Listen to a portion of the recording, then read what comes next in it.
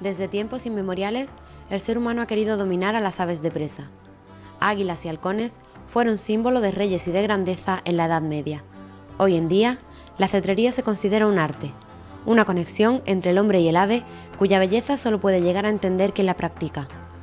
Durante muchos años, estas aves se han visto amenazadas por el hombre insensato que ha querido hacer suyo lo que es de la naturaleza. Por ello, actualmente todas las rapaces son especies protegidas que solo deben obtenerse a través de centros de cría en cautividad. A mí me han hecho muchas veces la pregunta de que si el cetrero nace o se hace, y el cetrero nace, sin lugar a dudas. Yo no recuerdo ningún momento de mi infancia en la que no tuviese en la cabeza águilas y halcones, ¿no? Y te gustan las aves en general, y de pronto un día te das cuenta de que hay unas aves que son superiores a las otras, que son los halcones, que vuelan mejor que ellas y que le dan caza. Y la primera vez que veo un halcón, pues en el caso mío, por ejemplo, pues me quedé prendado del mismo, ¿no? Y desde entonces, desde ese momento, decidí que no quería pasar un segundo más sin tener un halcón sobre mi guante, y desde entonces hasta ahora así ha sido. Las dos modalidades de la cetrería, la altanería y el bajo vuelo, no son más que dos formas distintas de disfrutar de la naturaleza y del ave en su expresión más salvaje. La increíble velocidad del halcón, que puede superar los 300 km por hora, siendo el animal más veloz de la Tierra, se complementa con la cercanía que proporcionan las aves de bajo vuelo, que permiten al cetrero vivir en primer plano cada instante de la cacería. Y tengo el tremendo problema de que me ha gustado de siempre manejar todo tipo de aves, tanto la altanería como el bajo vuelo. Me gusta el azor, me gustan los gavilanes, y ahora estoy manejando águilas, y bueno, siempre hay algo que te incentiva. Ahora quisiera volar a plomado y azores de nuevo, no sé, pero me gustan todos. La altanería son, no sé si lo sabrás, son halcones que suben muy alto, bajan a mucha velocidad, los lances son muy cortos, pero son muy buenos. Y el bajo vuelo se echa mucho tiempo, pero el pájaro está más a la mano, que diríamos. Se ve menos volar a los pájaros que en la altanería. Bajo vuelo. La altanería es muy bonita, espectacular lo que es el picado del halcón, pero me gusta mucho lo que es la cacería del conejo y de la liebre. Por lo tanto, lo que es el bajo vuelo es mi modalidad preferida. Entre las aves de bajo vuelo encontramos al azor, un pájaro cuya tenacidad e independencia hacen de él un animal no apto para manos inexpertas. Manuel Diego Pareja Obregón realizó un trabajo sobre el asentamiento de este ave en los pinares de Cartaya. El pinar de Cartaya es de una riqueza tremenda, ¿no?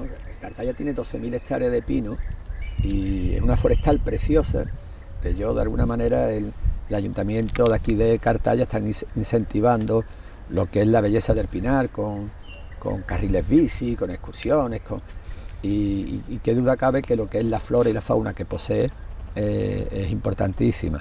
Y dentro de esa fauna pues hay 7 parejas de azores en las 12.000 hectáreas. Yo desde chiquillo pues las he ido controlando, las he ido de alguna manera intentando proteger, porque antes los cazadores mataban los pájaros, los guardas de campo. Ahora ya no, gracias a Dios, ¿no? Hay otro tipo de gente mucho más culta, mucho más...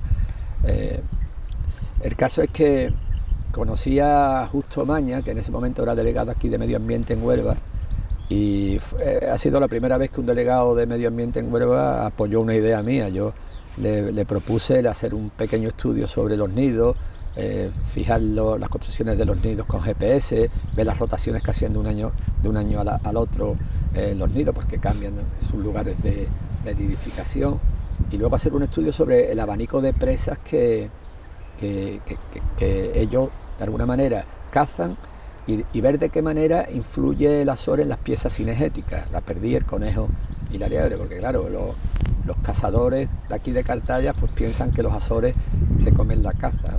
Hicimos ese estudio que por otra parte a mí me apasionó. Le pusimos pequeños emisores a los pollos, a los azores inmaduros. Estuvimos viendo los desplazamientos que realizaban, descubrimos cómo ellos, a vista de pájaro, que lo único que se ve es una inmensa alfombra de copas verdes, saben localizar los lugares donde de toda la vida han reproducido los azores, y también descubrimos que en su espectro alimenticio las piezas cazables son muy pocas. Lo que más matan o lo que más cazan son rabilargos, pequeños pájaros, mirlas, conejos grandes muy poco, y perdí poquísimas. Y entonces, bueno, sirvió de alguna manera para concienciar a las sociedades de cazadores de que el daño que hacen es mínimo, ¿no? También has publicado varios libros, háblanos un poco de ellos. Bueno, yo el primer libro que edité fue un monográfico sobre el Azor, se llama Azor, Dios lo hizo eterno. Fue un libro que se publicó en el año 85 y que me lo prologó José Antonio Valverde. José Antonio Valverde, que desgraciadamente murió el año pasado, está considerado el último gran sabio del siglo que nos ocupa, ¿no? Y fue el creador del Parque Nacional de Doñana y era un hombre con una mentalidad abierta, un científico increíble. Yo creo que ha sido, bueno, voy a aprovechar para decir que no se le ha hecho justicia, ¿no? Y bueno, él me prologó el libro y él me convenció para editarlo. Fue un libro que en su momento tuvo una aceptación tremenda, se agotó muy rápidamente, y ahora por mediación de mi amigo Fernando Fea lo hemos reeditado y también se ha sacado una edición limitada en inglés. Es un libro muy bonito porque yo lo escribí en ese momento en el que estaba con la cetrería loco por ella, es como cuando uno tiene su primera novia, las sensaciones esas nunca se tienen con una segunda, pues con la cetrería pasa igual. Ahora todo es mucho más, digamos, más material, en el sentido de que yo lo que hago es mecanizar los pájaros y raramente me encariño con alguno, a no sé que sea algún pájaro excepcional, ¿no? Y yo creo que lo que tiene de bonito es eso, que tiene mucho sentimiento, poesía, que se palpa, ¿no? Ese sentimiento. Luego edité uno sobre el gavilán y sobre muchísimas aves de presa. Durante 10 años de mi vida volé gavilanes. El gavilán es un ave que me fascinó, es muy pequeña, pero muy valiente, tiene mucho corazón. Y hice un gran libro sobre el gavilán, que también se agotó. Lo han editado ahora en México, pero bueno, en España está agotado. Y por último el libro del Harry, que sí que ha tenido muchísima aceptación, una aceptación tremenda. Pero hoy en día, gran parte de la culpa de la popularización que está sufriendo la cetrería la tiene el águila de Harris, un pájaro llegado desde Perú que reúne todas las condiciones para iniciarse en este arte. Pareja Obregón fue quien lo introdujo en la península ibérica. No, los Harris fue una idea de Luis Carlos Alonso. Luis Carlos Alonso había cursado la carrera en Estados Unidos, y entonces bueno, lo que tenía eran varios Azores, cazábamos con Azores, y Luis Carlos nos convenció a Miguel López y a mí de que había unos pájaros que tenían el mismo potencial de caza que el Azor, pero eran muy tranquilos de carácter, que reproducían muy bien. Y bueno, él puso un pequeño anuncio, entonces no teníamos internet, en la NAFA, que es la Asociación Norteamericana de Halconería, y sorprendentemente al año, cosa así, un estadounidense, un californiano que estaba pasando las fiestas navideñas en París, nos llamó y nos dijo que él criaba Harry. Lo invitamos, bueno, se quedó en mi casa, se quedó conmigo cerca de 2 semanas, Jimmy Adamson, un tipo fantástico, ¿no? Y él me dijo que si iba por ellos a Estados Unidos, él me regalaba esos primeros Harry, y así lo hicimos. Y fue una cosa conjunta entre Luis Carlos Alonso, Miguel López y yo, pero lo único que el que fue a Estados Unidos por los pájaros, en este caso, fui yo. ¿Y qué características dirías que tiene este ave para ser la preferida por los que se inician en la cetrería? Bueno, es un ave muy inteligente, muy fácil de adiestrar, es facilísima de adiestrar, y luego tiene un potencial de caza altísimo, idéntico al del Azor o incluso superior.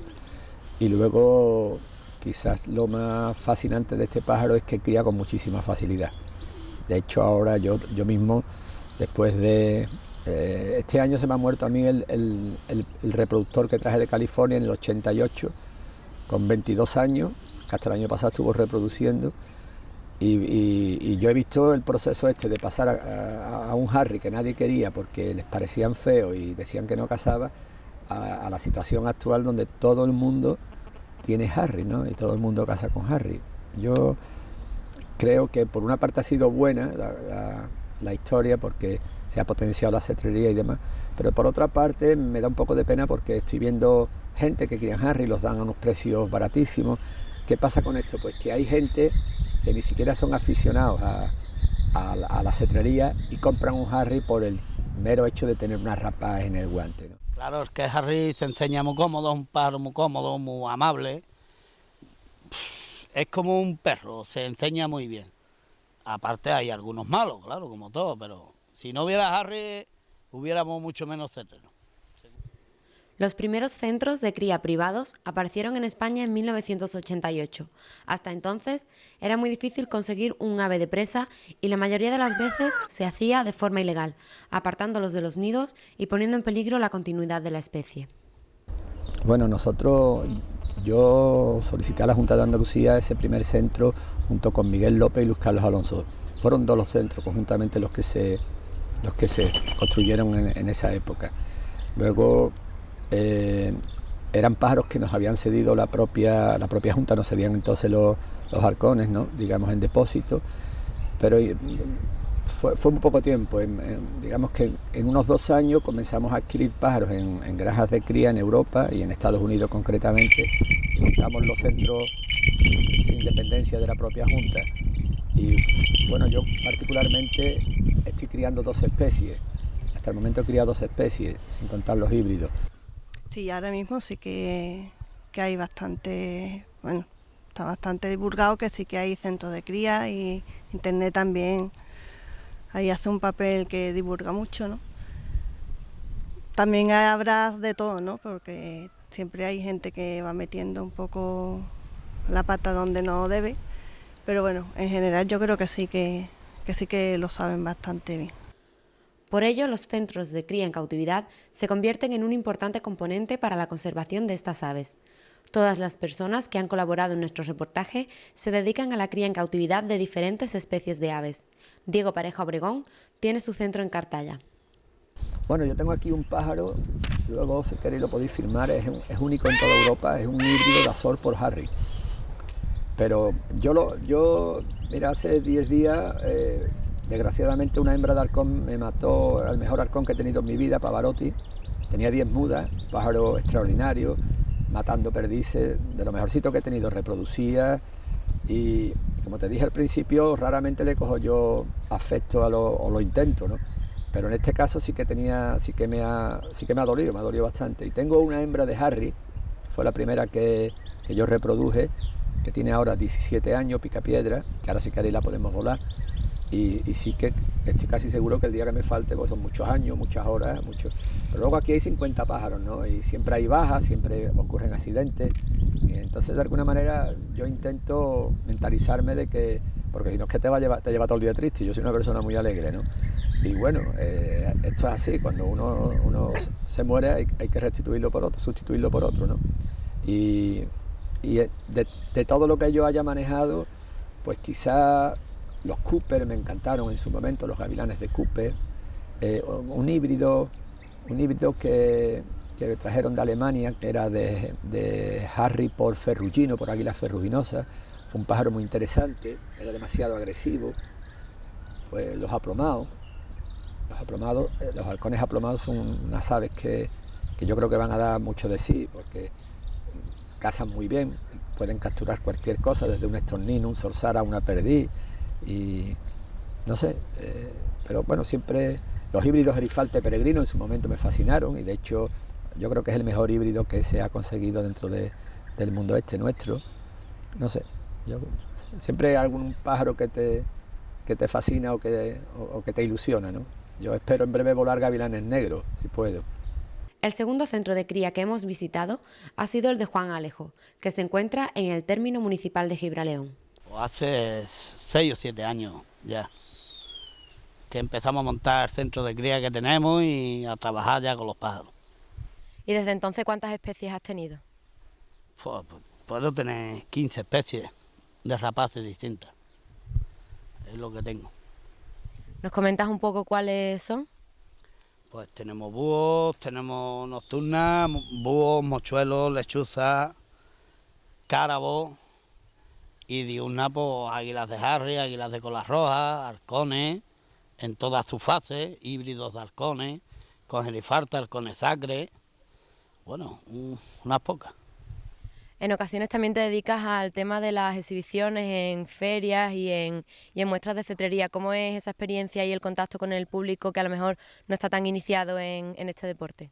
Hombre, ya eso también lo vamos haciendo hace ya 4 o 5 años, la gente le sorprende mucho, pero bueno, la gente ve muchos paros, le volamos los paros, que lo vea, y le enseñamos a los chiquillos los paros, para que lo vayan viendo. También hemos llegado hasta Sanlúcar la Mayor, en la provincia de Sevilla. Se trata del Centro La Pigüela, dirigido por Francisco Marín y su esposa Marga Arnesto, quien se encarga del trabajo de alimentación de las crías. Pues yo desde que nace el pollito, los que decidimos que los criamos nosotros, hacemos 2 puestas, una que la crían los padres y otra que las criamos nosotros a mano. Entonces desde el momento en que nace el pollito, pues me encargo de darle de comer cada 2 horas, dependiendo de qué especie, pues empiezan comiendo cada 2 horas. Los gavilanes, por ejemplo, comen, en principio empiezan 1 hora cada hora, y bueno, después van aumentando el horario y ahí tengo que estar yo cada hora para que no pierdan ninguna toma y hagan todo el proceso bien. Y nos decías al principio que dependiendo de cada especie tienen una forma de alimentación distinta. ¿Hay mucha diferencia entre unos y otros? ¿Cuáles son los que más se parecen? Los que más se parecen, pues halcones, por ejemplo, con cernícalos, que no es lo mismo, pero bueno, el gavilán no tiene nada que ver con ninguno. En realidad cada uno es totalmente diferente a los demás, no hay ninguno que sean iguales. El que come, digamos, desde el principio mejor, los cernícalos, los harris, comen muy bien desde el principio. Los gavilanes los 3 primeros días son más conflictivos, les cuesta más, ya después cogen el ritmo y comen muy bien, pero al principio es más complicado, son mucho más chiquititos también. Bueno, tú a pesar de estar tan en contacto con estas aves, lo cierto es que no eres cetrera ni practicas la cetrería. Cuéntanos un poco cómo es esa visión de la cetrería desde un punto de vista cercano, pero alejado a la misma vez. A ver, es que aquí tenemos 2 partes. Francisco es el cetrero y criador, y yo digamos que soy la mamá. Yo lo que tengo es el instinto maternal, pero no me llama lo que es la cetrería. Sí, a mí me gusta y es muy bonito el ver un pájaro en libertad, cazando contigo, pero no es el papel que a mí me gusta, digamos. Entonces, pues bueno, estamos los dos, Francisco es una parte y yo complemento la otra. Comenzamos hace 13 años y empezamos con los harris A. Estuvimos varios años criándolos con bastante éxito. Luego empezamos con los cernícalos comunes, ya luego más tarde vinieron los gavilanes, los cernícalos americanos, los halcones lanarios y ya posteriormente también los peregrinos, los búhos reales, y estamos ahora también en el proyecto con los Azores. Son muchas las aves que se crían en estos centros, tantas como cetreros y personas que quieran iniciarse en este mundo. Sus mismos propietarios nos cuentan cuáles son sus preferencias. Bueno, a mí lo que más me gusta son los halcones, en todos sus linajes. Me gusta muchísimo el peregrino y dentro de los peregrinos me gustan los broqueis, los bajaríes, los peregrinos nuestros. Pero los peregrinos a mí me fascinan. Los gerifaltes, lo que pasa es que escapan a mis posibilidades, tengo solamente un gerifalte. Tengo varias aves, entre ellas por supuesto el búho real. Es una ave que me gusta muchísimo. Tiene un vuelo majestuoso y me gusta bastante. El harry. Tengo preferencia por el parecido con el águila y es el que más se le parece. El halcón peregrino. Cetrería, un arte que une al ser humano y a la naturaleza a través del vuelo de un ave. Un ave de instinto feroz, agresivo e impetuoso, que es, a su vez, el mejor amigo del cetrero.